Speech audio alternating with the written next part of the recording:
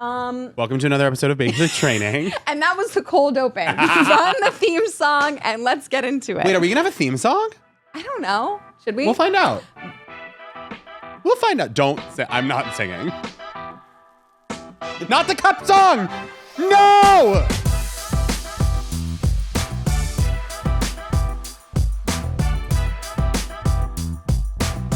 Were you in a cappella in college? No, but I'm a good singer. I know, because you were in musical theater, right? Yeah. Are you a good singer? No. I feel like you could be. I did music all through high school, but I don't think I was a good singer. And then I stopped in college. And when I try to sing now, like I sing in the car and I'm like, I can tell it's not good. I don't think I bet with voice lessons I could figure it out. I don't think I'm like tone deaf. Right. But I also think that I have a theory.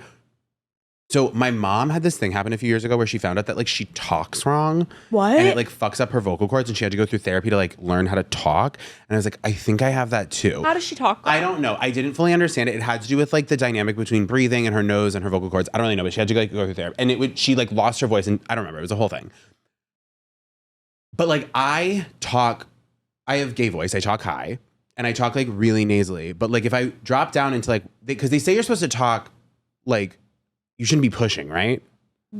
Pushing? I feel like I'm always kind of pushing a little when I'm talking. Right. Like, it's like, okay, so if I like talk through my nasal cavity, which is how I've always talked, it's like this. Yeah. But if I were to just relax and talk from my throat, it's like this. I think you sound pretty much the same, but that was just a deeper version. Right. Like if I talk like this, still... it's without, if I relax everything and just talk, this is how it sounds. And I think you're supposed to talk like this. I think it's better for your voice. But I never would innately talk this way.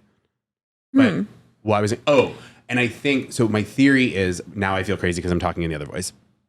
My theory is that I feel like I fucked up my voice from talking wrong, maybe, and that's why I'm a bad singer. Okay. Does that make sense? Yes, it does make sense. My question is, do you, the voice that you now have, how early did you start talking the way you think you talk?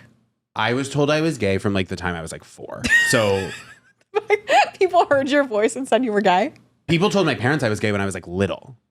What is there a scientific correlation between sexuality and like how you talk? There was like a documentary called Gay Voice that I tried to watch but couldn't get through because I found it boring. But I don't know. I think that there are theories. I mean, I think that I will say, like, I have no idea why I talk this way, but I will say, like, growing up, like, I grew up more around women. Like, I was more around my mom and my grandma. I was around my grandpa a lot, but like, I just remember like, I was paying attention to how women spoke and like how women behaved. And I think I just listened. I found their conversations more interesting. And I think I was just listening to women and that's how I learned to talk, frankly. Right. I've never like questioned my gender. Like I don't have gender dysphoria, but I think I just did like relate to women like female conversations more when I was younger. Right. Maybe that's it.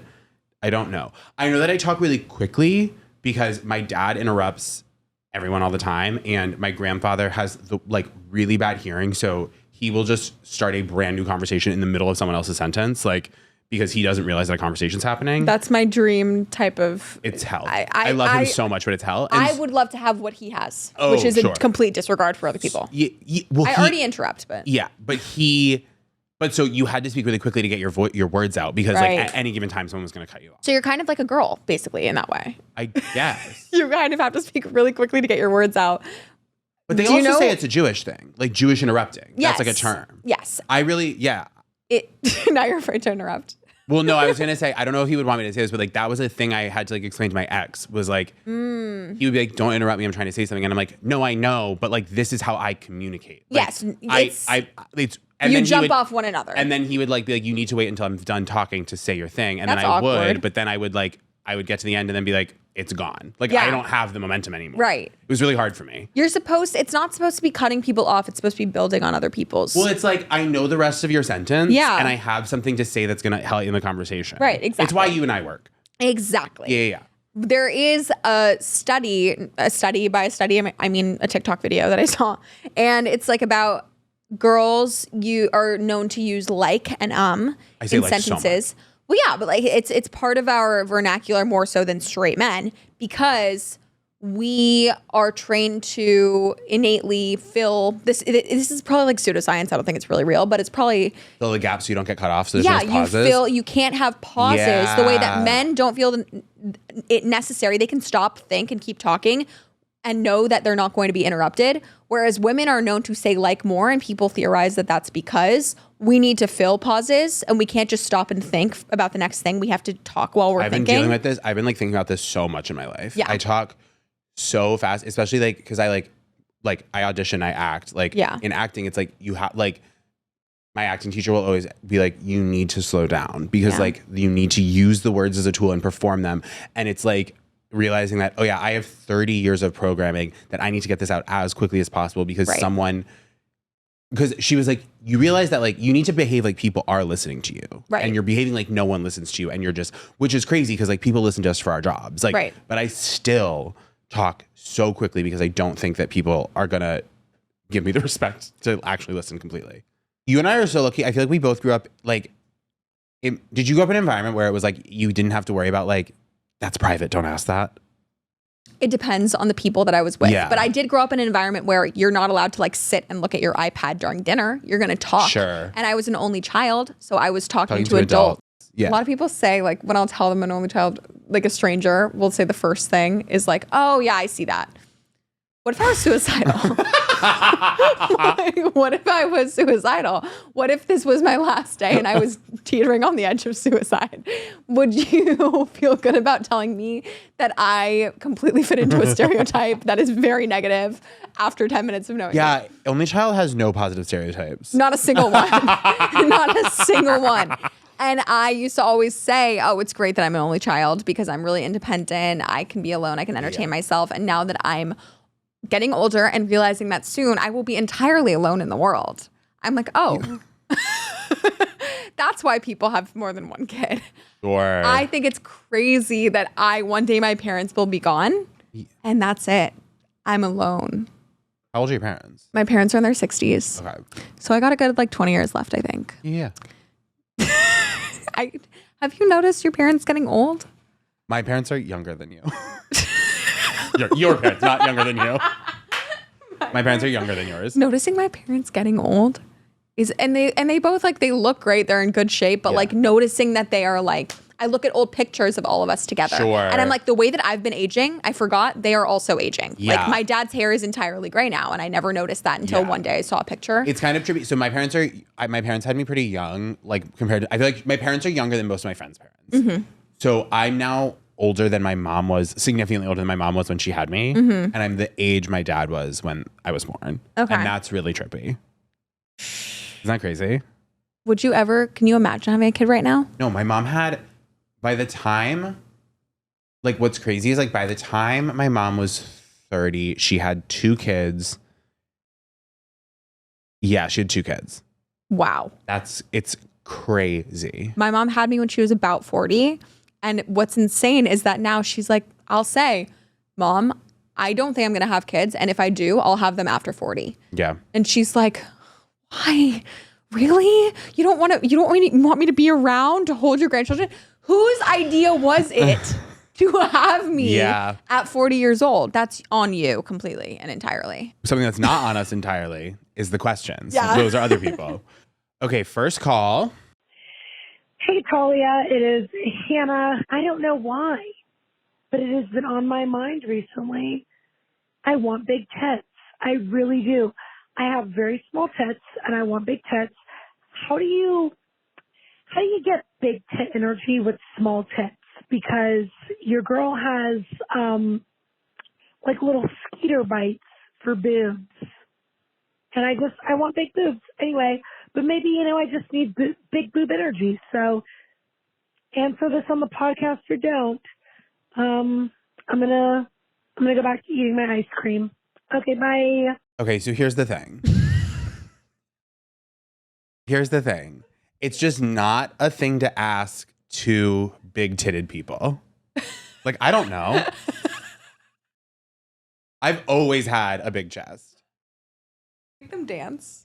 I can't move them independently. I can like flex my chest, but I can't move them independently of one another. When guys do that, oh my Wait, you think that's hot? It's the hottest thing ever.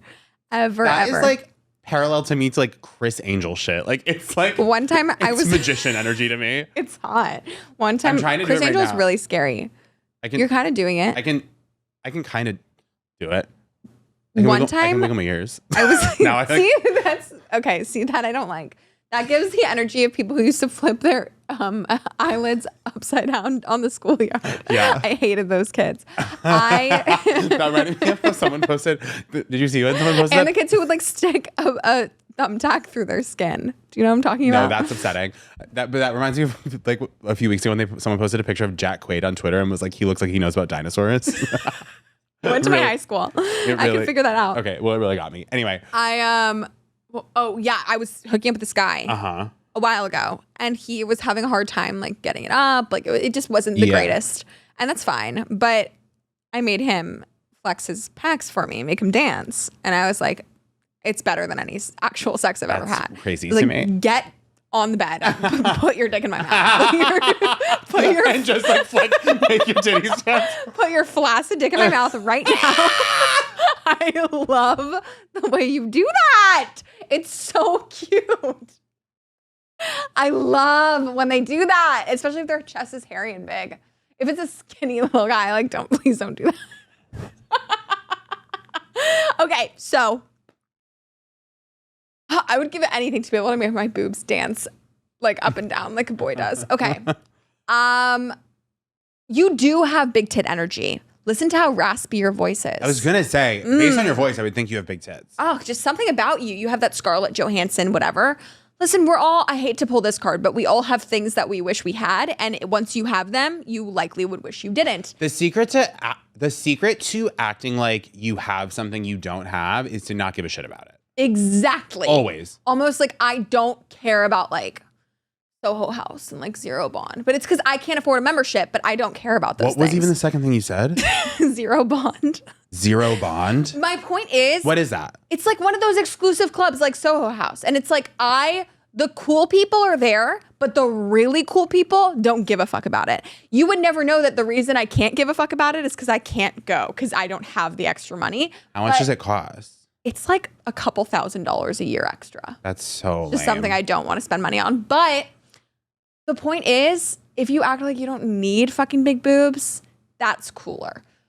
You have confident hot girl energy. Yes, 100%. I wish I had your raspy voice. You wish you had big boobs. Let me tell you, every single day I wake up and I wish my boobs were small. So that's like... Have you ever thought about getting a reduction? I have, and I've weighed all of the consequences and bonuses of it.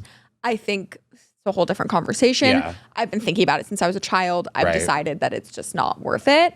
And I like them enough that it's okay. But it's just one of those things where it's like, yeah, like they really are fucking annoying, but I live with them. Yeah. So, and sometimes the part that the rest of the internet sees is the 1 out of 20 days where I really like them because they make an outfit and they look sexy and I get to feel really feminine.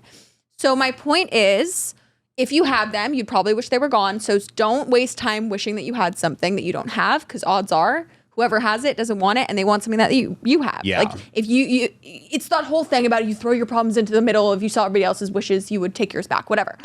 So I think what you're looking for is like confident hot girl, quote unquote, energy. Yeah. Big tit, curvy girl, bodacious Megan Thee Stallion hot girl energy, which if you are claiming that I have a shred of that, thanks.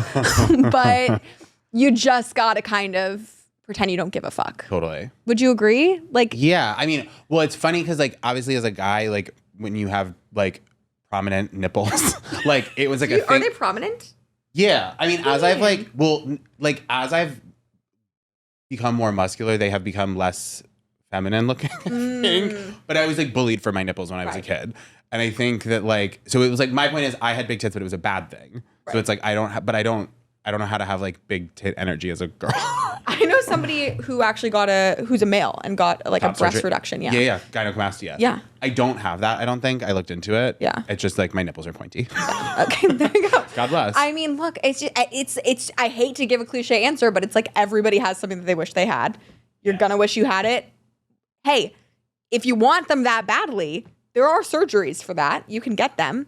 But I promise you, you just walk around, enjoy the fact that you can wear a bralette, which is something I only wish in my wildest dreams I could wear, and enjoy what you do have, which is beautiful little if booties. like push comes to shove and you're like, I need the tits, get the surgery. Get the surgery, yeah. Okay, one more. Let's do another question. Okay. Hi, Talia, and whoever Jake is. My question is, how do I ask out someone who works at Trader Joe's? Like, I don't want to be unprofessional in the workplace, you know? Like, do we talk about all the food there that I love, or, you know? Would love any advice. Thanks. They're literally begging to be asked out at Trader Joe's. Well, they're trained. They have to do that. You're supposed to flirt as we work Really? at Trader Joe's. Every person, when you work checkout at Trader Joe's, you're supposed to like start up conversation about 2 checkout items while you're checking. Like it's a thing. It's not sincere. What? Yeah. No. Yeah. Where'd you learn that? Where do you think I learned that? TikTok? Who said it on TikTok? A Trader Joe's employee. No. I also know people that work at Trader Joe's. I thought I was so hot. No. No. I thought I was just so irresistible and friendly and had such an aura and people had to talk to me. No, they're business geniuses over there. What the fuck? Yeah. First of all, you're insane for working there after that rule is enforced. If I walked into a place and they said, by the way, you have to be nice and pretend to care about people. But I think they have like I'd a say, union. I think they "Fuck you." treat their employees really well. I know they do. Yeah. I think they have like really good insurance and shit like that. But they is that gonna fall? No. Okay. Okay, so I guess my advice is void. I was going to say they're literally little sluts they're asking for. they might as well, at Trader Joe's, you might as well walk up to the register and they're sitting there, spread eagle, waiting for you. I think the thing is you ask, do they live in the neighborhood? Oh, do you live around here? And if they say, yeah, I'd be like, I hope I see you around sometime. And that starts it. What you have to do, you don't want to just straight up ask somebody out. You have to plant a little seed. Yeah, you have to plant a seed. You got to play. Life is short, but life is long. You got to play the long game with things like this. Life is long. I hate this life is short. It is long. Life is really fucking long. I think it's both, but yeah. No, I think it's really long. Okay.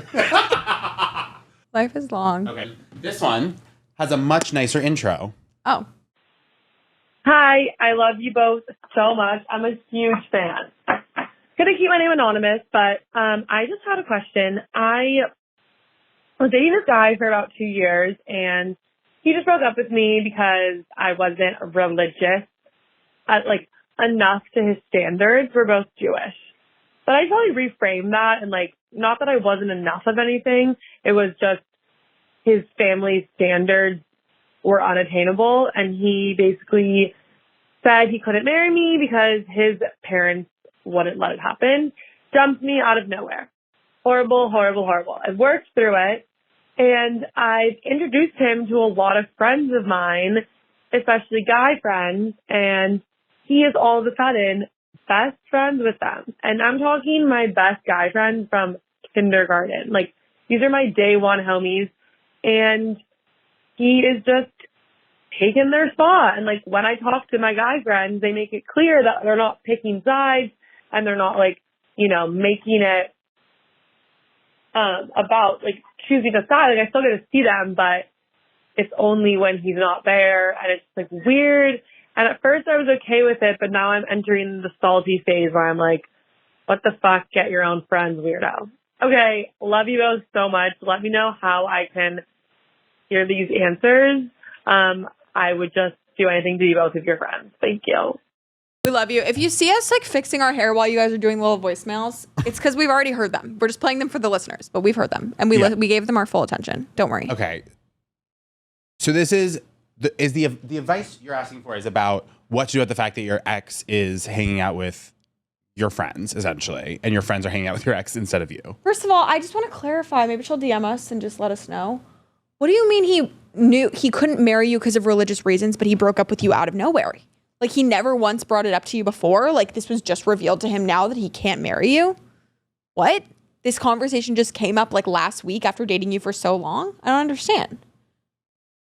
He basically said that he said he couldn't marry because his parents wouldn't let it happen. So it sounds like what happened was they had the conversation and there was an acknowledgement that they were different levels of observing Judaism. and she thought that they had cleared it, but then when he broke up with her, it felt out of the blue, and he was like, yeah, sorry, it's cool with me, but it's not cool with my parents, so I'm breaking up with you, is the vibe I'm getting. Well, I guess she said she's gotten past it, but remember, you don't want somebody who listens to his, I guess it's a religious thing, well, whatever. But if he's not the religious one, if it's his parents who feel that it's the problem, and this guy can't stand up to his parents for love, right? then he's not meant for you. No, but that's not her issue. Her issue is that now he's hanging out with her best I know friends it's not. from I just wanted kindergarten. to make sure she knew. No, that is important that she knows that. Yeah. I think like this sucks because it's like, I think you should put your foot down. I'm sorry. I think it's honestly, if they're your best friends from kindergarten and they've known him for how long? Say a year? yeah, a couple years. He can't be that fucking great. He can't be that fucking And fun. also, it is the sort of thing where it's like if they're your close friends and you're like, hey, like it is hard for me to spend time with you when he is around, or like, I guess that's the first thing you have to interrogate is like, can you be around him? Yeah. The answer is no. Okay. Then you have to have a conversation with your friends, and if they like, if it's a hard thing to navigate because it's like I don't think it's fair to say you can't see this person at all, right? But I think you need to say like it's going like I feel like you're not choosing sides, that if you're spending more time with this person and that means I can't see you at all, you are picking sides. I think this is a very good opportunity, in my opinion, to bring out the automatic win a scenario as a woman card, which is play dumb little sad victim. I don't think that you should approach your friends by asserting what we both know is right, which is you've known this guy a lot less long than you've known me. It's really hurting me as your lifelong friend that you hang out with him so much. Can you please hang out with him like 3 times less a week if you love me? Of course, that's what you want to say. I wish it was what you could say. But the thing that will be more effective for you to say is get them in a room and fucking cry and be like, I don't know how to tell you guys this. I don't want to make you guys uncomfortable. I feel so bad, but I don't know what else to do. I can't be around him, and it's really hurting me, and I love you guys so much. Do you think and you know that what they're going to say? They're going to say, oh, I feel so bad. We won't see him anymore. Really? That's what you think the reaction would be? Yeah. Being a girl is crazy. The best way to get through life as a woman is knowing when to play dumb. And I think this is the moment, not the best. It's one of the most important things about being a woman is when you're working with men, when you're friends with men, know when to play victim. It's a sad You're saying reality. what to get what you need? Sometimes asserting what you know is the truth, which is that you should be able to strongly assert, if you love me, stop being friends with this guy. It is the objective truth. It is the right thing for you to do. You should be able to say that, but the world we live in, men are going to respond a lot better to you crying and being upset and saying, I know this is really wrong of me to say, even though it's not. It's not wrong of you to say. You are completely within your right to say this. You are the friend for longer. You win their loyalty over him. That is it. But you should say, I feel so bad about this. I don't know what else to do. Please, I don't know what else to do. And they say, oh my God, we didn't know that it hurt you this badly. No, it's not your idea. It's ours. Let them think it's their idea. We'll hang out with him a little bit less. We'll make sure that he doesn't come around when you're going to come around. You're our priority. We want to make sure you know that. And they're going to think it was their idea. Oh. You know what I mean? I mean, I've never had to navigate a situation like that in my life. That's I'm not wild. saying it's a very sad reality, and it's sad that this works better. And there are a lot of times where I'll say, screw men, do what you Sure. want to do, and you're in the right. But if you want the effective thing, make them think it was their idea, make them feel bad for little old you, little poor you, and they will feel like the heroes. Make them feel like the heroes. Damn. If they're all your guy friends, they're very protective of you. They have an instinct. If they see that you're really hurting, but you don't directly ask them and you let them think, here's what we're going to do to save her and protect her, they will do it. Dang. That's my advice. I don't know. It's worked for me in every issue I've had with men ever, particularly straight men. My instinct is to like disagree and be like, no, be direct, but I feel like I can't speak to like what it's like to be a woman dealing with male friends. So I won't it's get like, offended if you do, if you think that's the right thing to do. I guess it's just like, it's so antithetical to my like approach in life to like false, like change, like, you know what I mean? Like repackage your thoughts to like make them more palatable for someone else. Oh, it's but I get awful. that I can believe that it is more effective. to sit back and look at your situation and know that everything you have to say is correct and valid and worth hearing, and you can say it in a calm, collected, articulate way, and you can't, because it will make the men not listen to you. And instead, you have to be a little doe-eyed, crying, weak bitch who doesn't know the answer, and you have to let them figure out the answer for you. Oh, I don't know what to do in this work situation, boss. Can you please help me? You know exactly what the fuck to do. And of course, what you want to do is go in there and say, you're all doing this wrong. I know the right way. Here is it. They won't take your advice. They won't do it, even though they on the inside know that you're right. They won't admit that you're right. What they will respond to, if you really want to get something done faster, is if you make them think that the solution was their idea. It is the faster way to get things done as a woman. I'm not saying it's correct. I know we're perpetuating a cycle that is bad. It doesn't break the cycle, but also, why do you have to get on the cross and be the one to break the cycle? Why do you have to be the one to break the cycle? It will make your life easier to let them think it was their idea, let them protect you, and make yourself a victim. Sucks. And with that... that was our second episode of Basic Training. Thank you so much for listening. Please keep calling in with your scenarios, your am I the assholes, your questions, your advice. Don't give us advice. We will give you advice. Call in with needing for advice. Thank you so much. I actually would like to see somebody try to give me advice, and then we'll analyze it. We love you. Thank you for listening. Have a gorgeous week. We love you guys so much. Bye. Bye.